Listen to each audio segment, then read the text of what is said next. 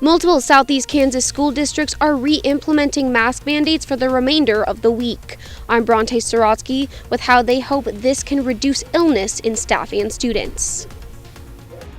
The president goes shopping as consumers every day are worried about rising prices. I'm Lauren Blanchard in Washington. What the federal government is doing to combat inflation coming up.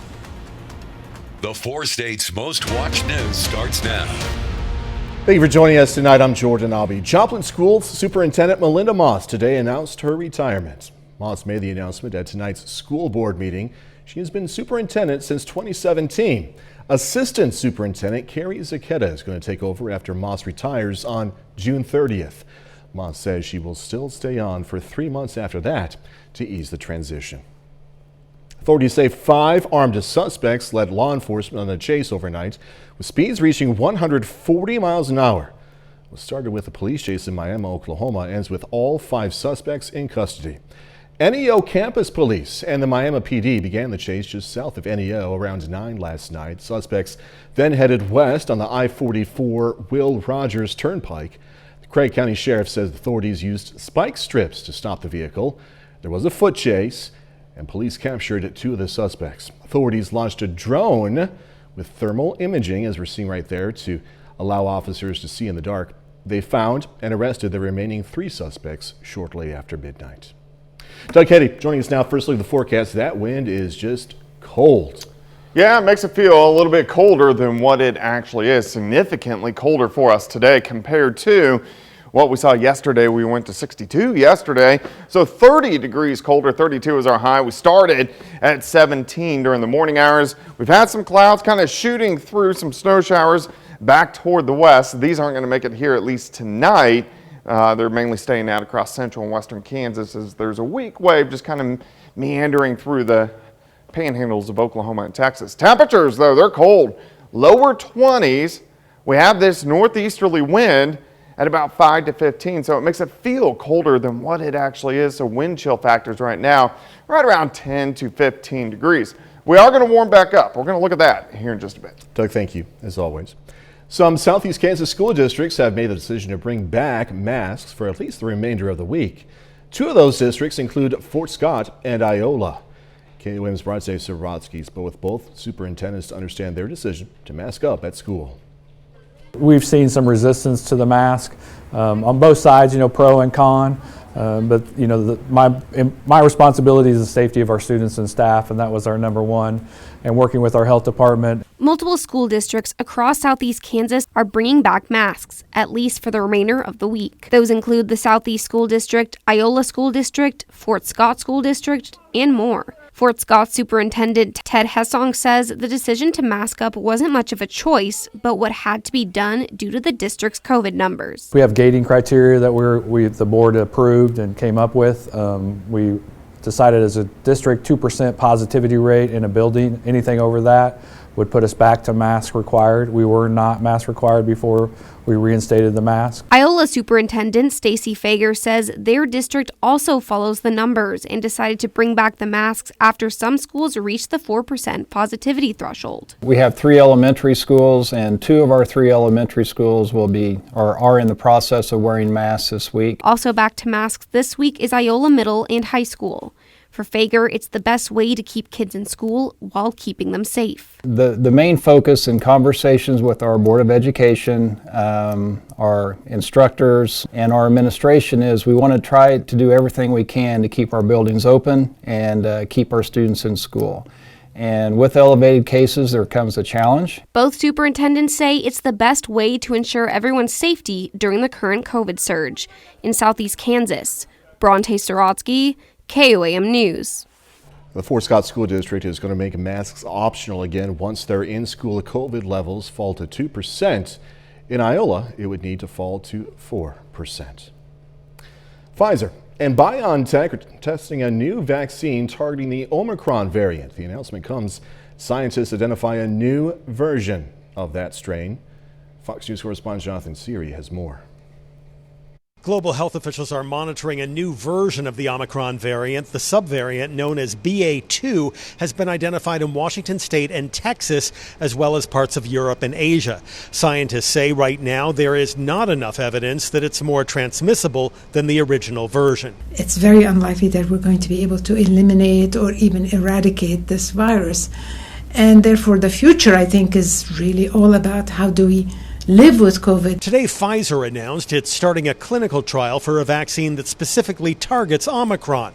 The company will enroll over 1,400 adults ages 18 through 55. Dr. Anthony Fauci says while drug makers should be prepared, Omicron-specific vaccines may not be needed. If, in fact, it becomes the low-level dominant variant that you'd want to protect people from breakthrough infections, it makes sense to think in terms of at least having ready an Omicron-specific boost. Meanwhile, Florida's health department has closed the state's monoclonal antibody treatment sites.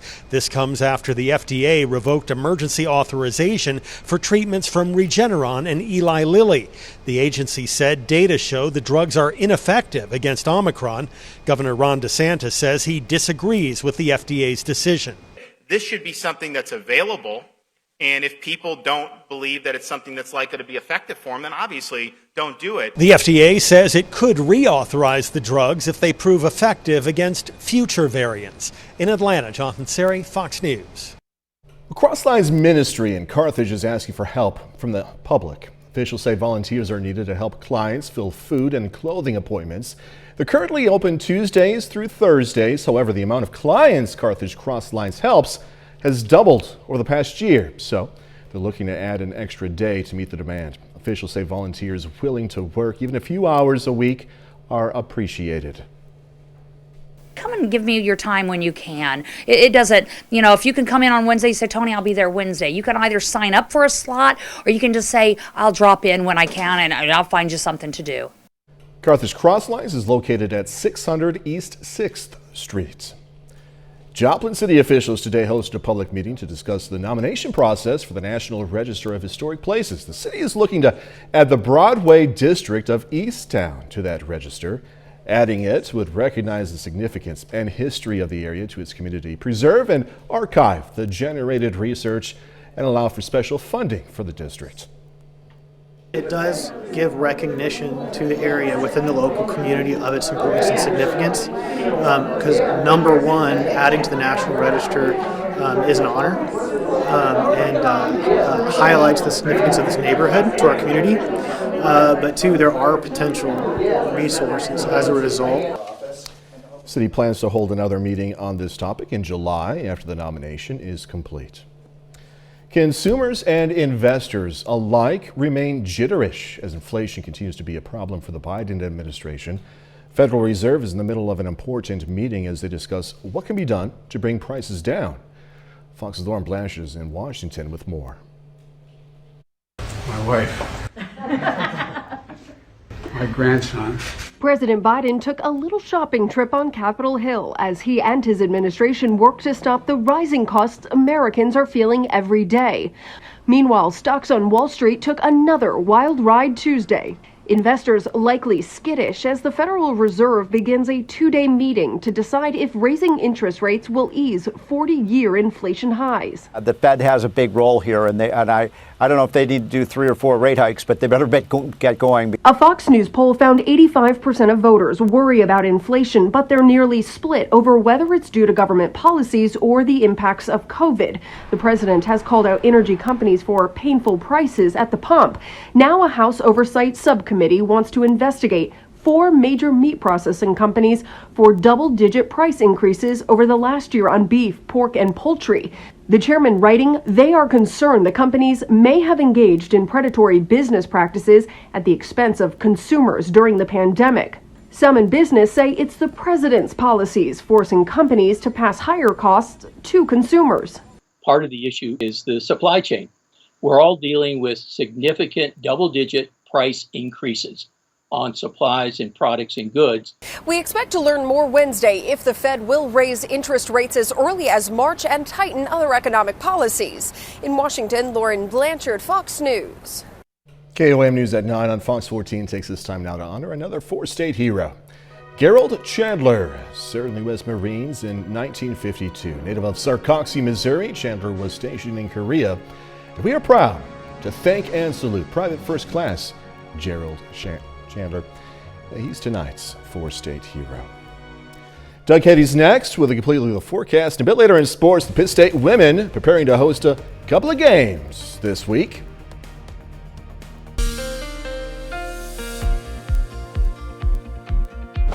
Well, it turned out to be a cold day for us today, about 30 degrees colder than what we did see yesterday. As temperatures were on the cold side.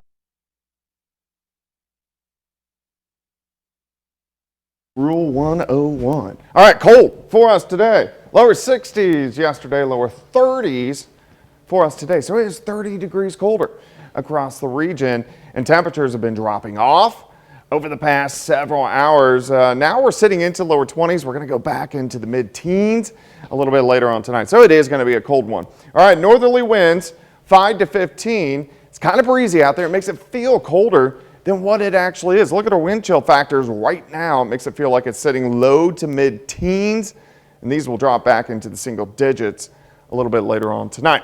All right, outside, sitting at 22, northerly winds at about 10. Humidity is low. It's at 44%. We've had some clouds kind of skirting through over the past few hours, but nothing underneath the clouds.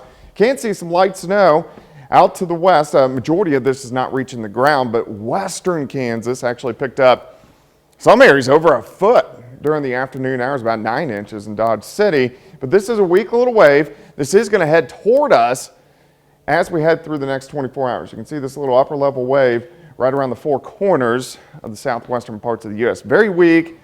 Give us some clouds, maybe a few flurries, light snow showers by tomorrow night. Tonight's going to be okay. It's just going to be cold. Mid-teens. Clouds increase through the day, so we're going to stop tomorrow afternoon. Here's your day planner for you. It doesn't want to pull up, but we're going to make it right around 40 during the afternoon. Look at these light snow showers starting to try to pick up in northeastern parts of Oklahoma. Majority of these will stay south, but we are going to get some flurries in here. Maybe a quick burst of light snow tomorrow night if there were any accumulations, and I'm saying if, we're talking about a dusting. Clouds stick around into Thursday morning, but Thursday afternoon looks pretty good. We start to warm things back up into the upper 40s by the time we head into the afternoon hours. Now the cold front slides through Thursday night, so this will cool us back down just a bit by the time we head into Friday. However, we're going to go the other direction for the weekend. We're going to go into the 50s by Saturday. We're going to be into the 50s again by Sunday. Next storm system rolls in late Monday into Tuesday, so some scattered showers late Tuesday. But as we head into Wednesday, we actually have a pretty good setup to see thunderstorms. Some of these could be strong, so we want to watch this system by next Wednesday. And we also want to see if we get any cold air on the backside to clip us with a little bit of snow. That's still a week away. As of right now, just kind of chilly. Cold night tonight, 40 tomorrow, 47 on Thursday, back down to 41 Friday, back up to 55 on Saturday. Pretty calm next few days, except those flurries tomorrow night. Hey, to be fair, the microphone situation tonight was not your fault. It was the clip on the microphone that malfunctioned. No, it was actually my fault. But thanks for covering for me. I tried to. You could have let that slide. I know. We'll see in a little bit. Thanks so much, Doug.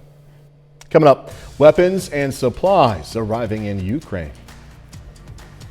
American troops could soon be heading to Eastern Europe, but it's not clear if that will be enough to deter Russian troops. I'm Greg Palcott in Kiev. That's my story.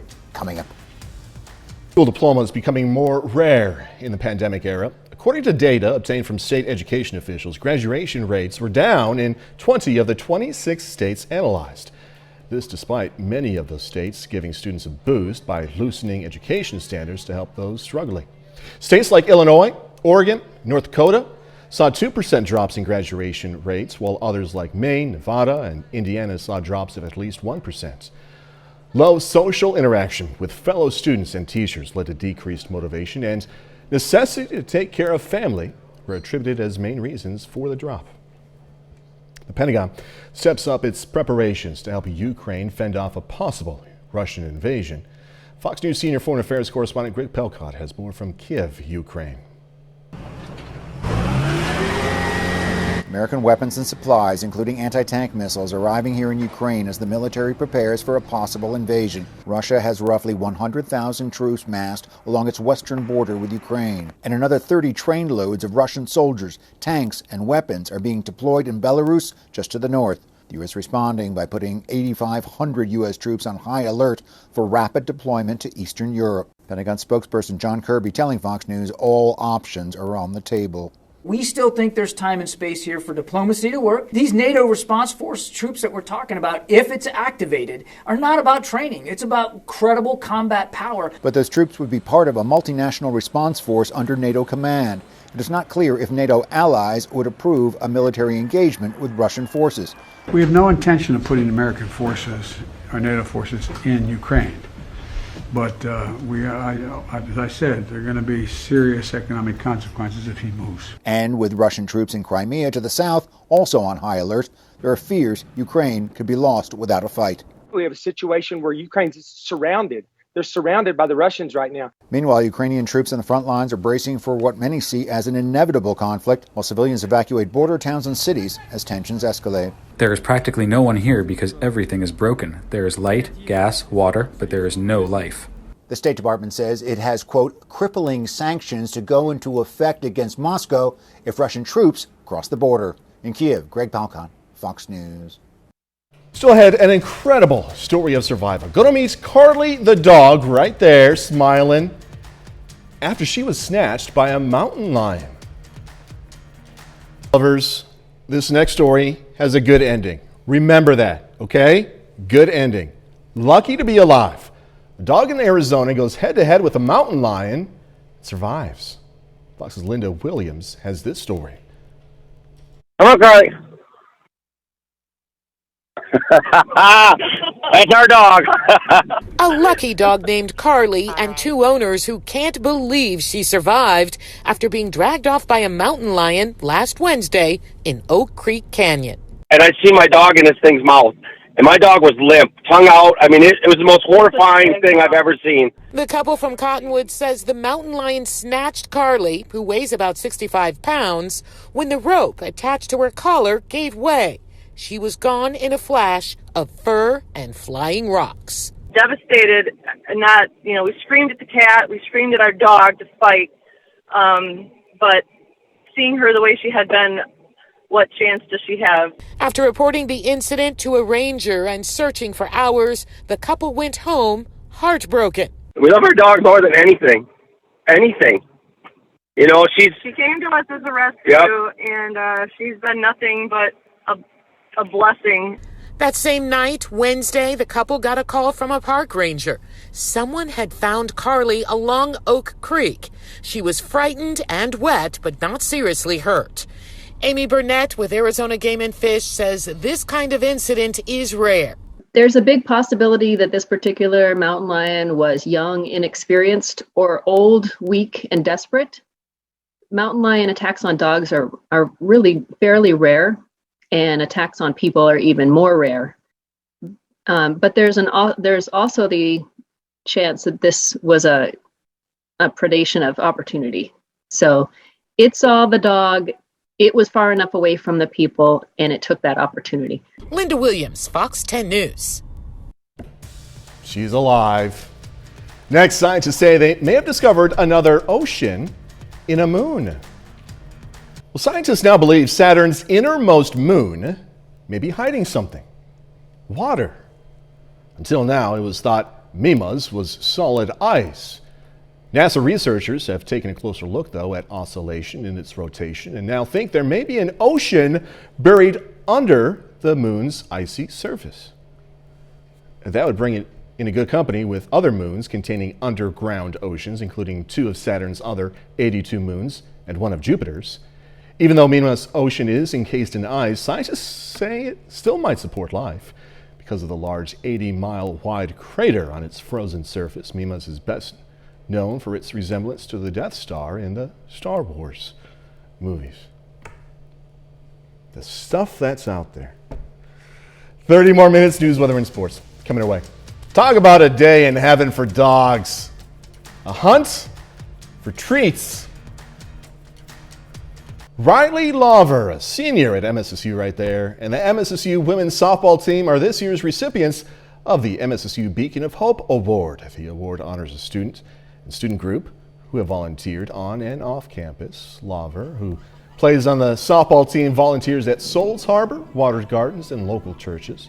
The softball team as a whole has 350 hours of community service. So congratulations to everyone. Awesome work right there.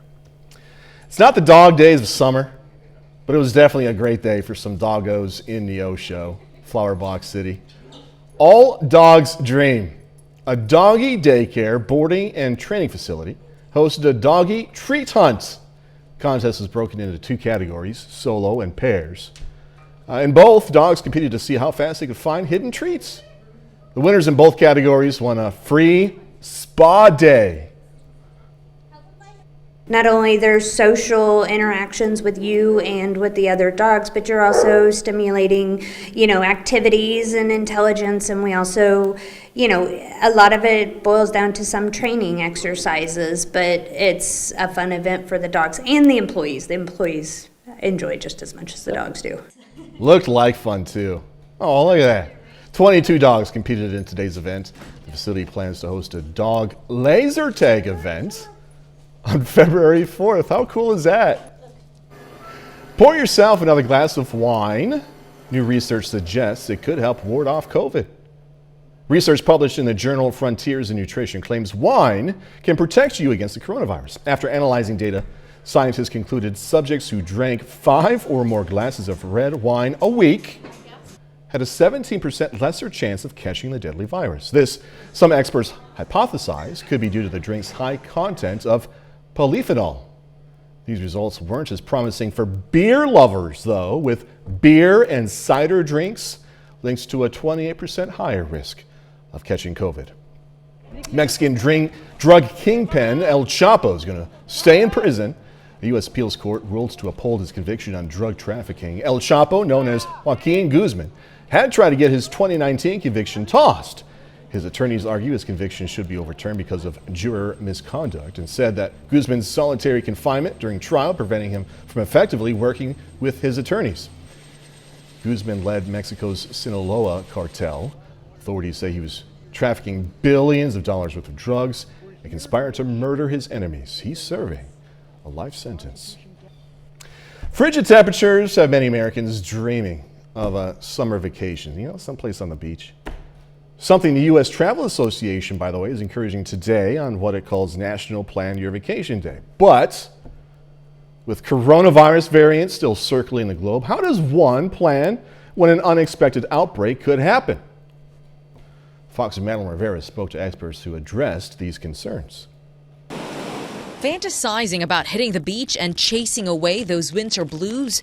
You're not the only one, and travel experts are hoping to see a wave of bookings, saying the first month of the new year is the best time to plan your next getaway. 68% of people, no surprise, say they're burned out. They point to the pandemic as the reason so many Americans need a reset, but it's also the reason why so many may be hesitant to travel. They remember the nightmare scenario just a month ago, staffing shortages from the Omicron variant forcing several airlines to cancel thousands of flights. Some cruise lines are also canceling sailings because of COVID cases. With so many potential changes, experts say flexibility is key. Gone are the days where you can't reschedule an airline ticket or rebook it. It used to be cancel it, lose your money. Also, same thing with hotels. I recommend people take a look in advance when you book, find out what the policy is. Healthcare professionals say there are more reasons to be hopeful. Recent data shows that COVID infections, especially in Northeast states like New York, New Jersey, and Massachusetts, are trending downward, though not every state is seeing a similar drop. First and foremost, it's so important to just make sure that you protect yourself. Those steps, they say, include getting boosted, wearing masks, and testing when appropriate. And they say not to let an uncertain world stop you from seeing it. We're in a better place, especially compared to the beginning of the pandemic. So book that vacation. It's important to balance safety and your overall mental well-being and health. In Washington, Madeline Rivera, Fox News. A bit later, China invasion concerns. Just days before the Winter Olympics are set to begin, some lawmakers don't want the White House to take its eyes off of China. I'm Aisha Hasni on Capitol Hill with details on that story coming up.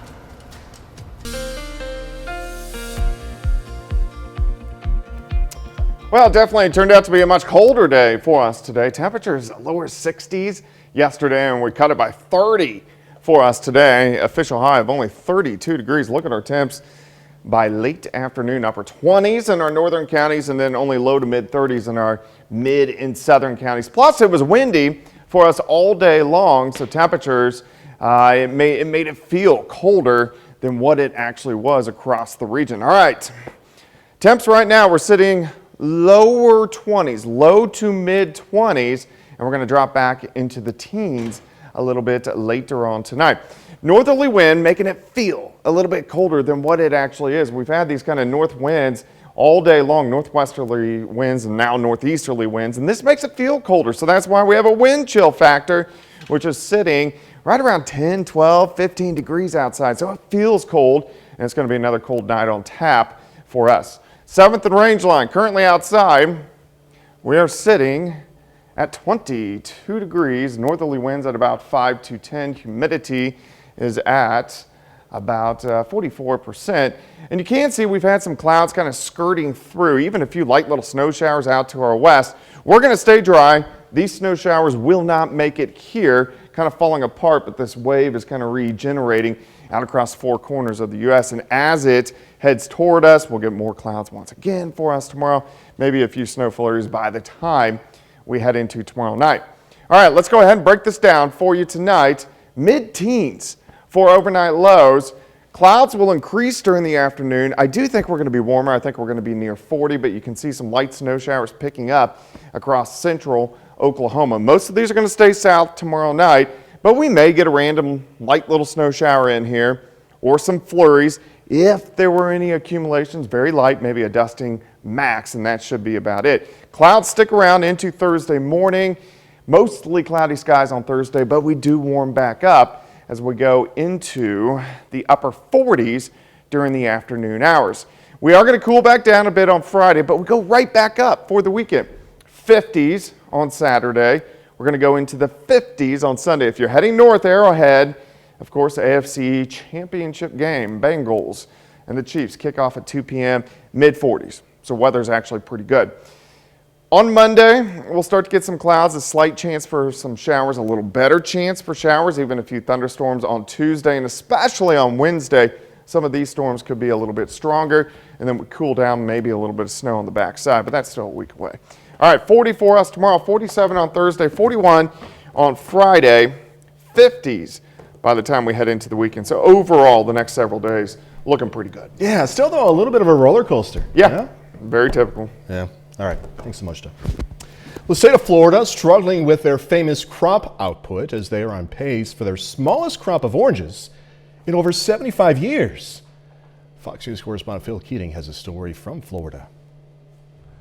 Florida's orange market dominance has declined rather rapidly in recent years. Just 15 years ago, if you poured yourself a glass of orange juice, 90% likely it came right here from Florida. Well, today, Florida's trademark fruit makes up just about 50% of the national market. That's from years of hurricanes and development killing a lot of Florida's famous orange groves. Now the villain is greening disease, a bacteria passed by tiny bugs tree to tree and across the state. And this year is the worst year of production since World War II. That's fewer oranges worth picking, more bad oranges rotting on the ground, and bad for Florida's nearly billion-dollar orange industry.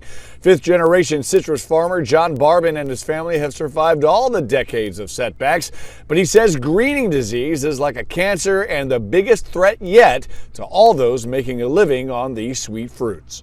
Now this is dying. That's rotting on the tree there. But this stem is dying here where it attaches to that piece of fruit. How bad is it for guys like you? It's bad. It's bad. We're seeing it every year go down. Florida's orange farmers and the state have invested untold hundreds of millions of dollars into research and pesticides to combat greening disease just to keep that juice on your table. The challenge is daunting though. One way to slow the spread is burning infected trees. Despite the situation, Florida's Department of Citrus remains optimistic. Quote, another decline is obviously difficult, but it also reflects the reality of our industry at this moment. We have no doubt Florida citrus will be a key part of the state's economy and legacy for decades to come. 90% of oranges grown in Florida end up being made into orange juice. The table fruit oranges typically come from California and Mexico. And greedy disease also results in smaller oranges and misshapen oranges like this, which typically aren't worth picking, get tossed aside as waste, as a loss economically for everybody involved. In Sebring, Florida, Phil Keating, Fox News. All right, coming up in sports, Pitt State women preparing to host a couple of games this week. Plus, Joplin taking on 7th-ranked Kickapoo. Danny Terzer has the highlights and more next.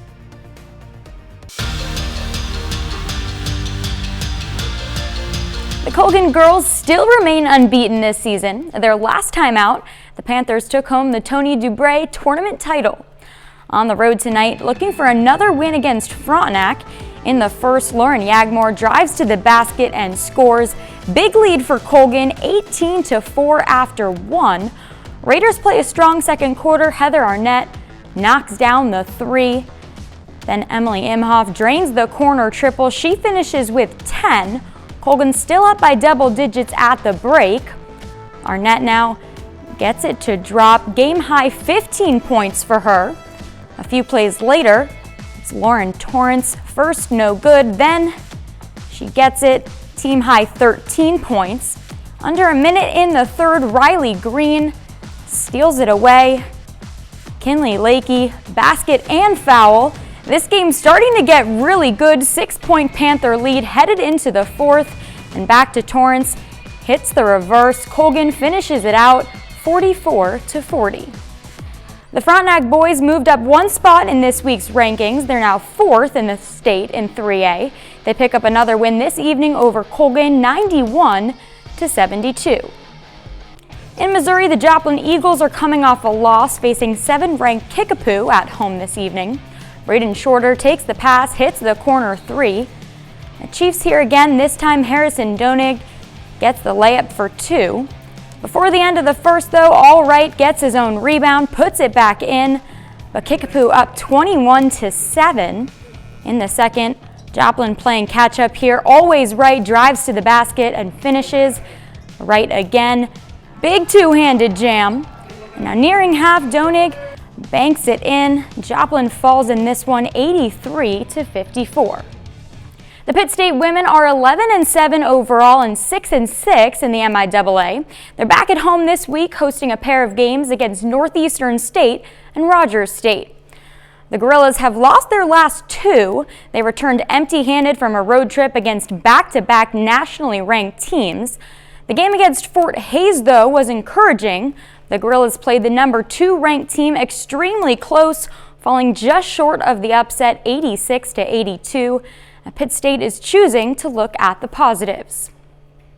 Losing is never fun, but in a game like that, if you can find the silver linings, it can really help propel you forward and show you how close you are. That's what we're drawing from the Hayes game, is that we did play really well, and so against most other teams that should be enough. And then you hope that if you get a chance to square off of them again, that you can fix those little mistakes. These losses are starting to pile up, but there's still enough games left that we can make a run here and finish on a really good note. Back with more news after this. As the Biden administration and Congress are focusing on a possible Russian incursion into Ukraine, some lawmakers are warning about atrocities in China as the 2022 Olympic Games are approaching. Fox News congressional correspondent Aisha Husney has more from Capitol Hill.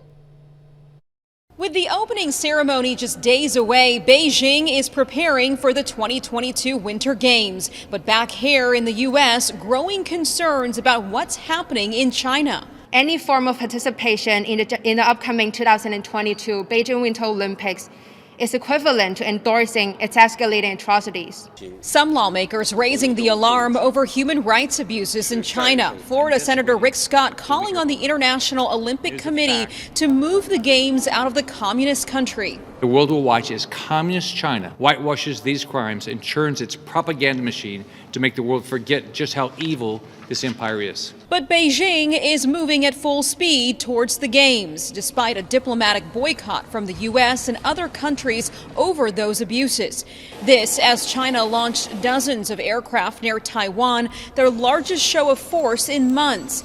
The move raising concerns among some members of Congress. House Foreign Affairs Ranking Member Mike McCall warning the Communist Party is on deck to invade the island nation after the Games. The Pentagon saying they're ready to help. Nobody wants to see conflict there over Taiwan, and there's no reason that it needs to be that way. But we absolutely have a responsibility to help Taiwan defend itself. And even with a diplomatic boycott on the Games, Team USA and corporate sponsors can still attend. On Capitol Hill, I'm Aisha Hasni, Fox News. Got some news on a new Pinocchio movie. Hollywood Nation coming your way. From Guillermo del Toro's Pinocchio to Will Arnett's new crime series. Plus, Chris Evans is teaming up with The Rock for a new film. Fox's Ashley Dvorkin has the latest from the Hollywood Nation. Evans takes the new role, Arnett investigates, and Del Toro teases in the Hollywood Nation. Oscar-winning filmmaker Guillermo del Toro's long-awaited and delayed film Pinocchio is finally coming out this year. Netflix announced the stop-motion animated musical will make its debut in December and released a teaser trailer introducing Cricket, voiced by Ewan McGregor. Del Toro's reimagining of the beloved classic follows the famous wooden marionette on an adventure to find his place in the world. You ready to solve a crime? The streaming giant also released the first trailer to the improv comedy series Murderville. Will Arnett stars as senior detective Terry Seattle, who will partner up with a new celebrity each episode and without a script to solve a fictional crime. Guest stars include Ken Jeong, Conan O'Brien, and Sharon Stone. It premieres February 3rd. And Chris Evans is teaming up with The Rock for his next movie. The Captain America star will join Dwayne Johnson in Amazon Studios' holiday film, Red One. It will be a globe-trotting action-adventure comedy that reimagines the holiday genre. In Hollywood, Ashley Dvorkin, Fox News. And that's our time for tonight. Thanks so much for joining us. Gonna leave you with video of a baby porcupine, or porky pet, making their debut at the National Zoo. Be safe. Do this all again tomorrow. Oh, that yawn. Time to go to bed. Do this all again tomorrow. See you then.